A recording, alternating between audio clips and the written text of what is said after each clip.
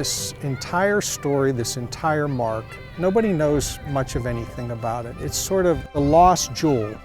Initially, I became fascinated by the front-wheel drive and the design of the gearbox. The gearbox was revolutionary for its time. The car, for its design, is very compressed and very low profile, so it's very nimble for its size.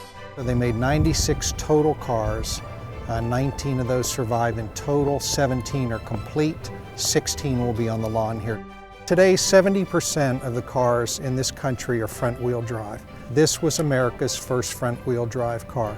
So they had a notion way back when this all started in '28 that this was a better way to propel automobiles. The Joseph Urban paint scheme, they made 5 of those cars to make the car look longer and lower than it actually was.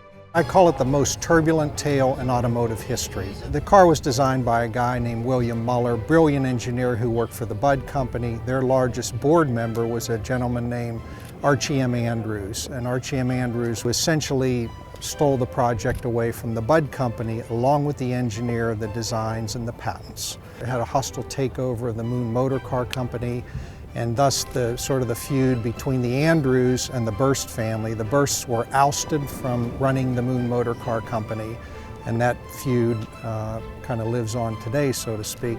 A lot of years have passed, a lot of generations, and hopefully the only living descendants that were directly involved with this will come up and shake hands in front of this fine class of cars that were created many years ago. It's a good part of the story to put closure to. Time heals all things. Well, I wouldn't have come if Ben hadn't paid for it.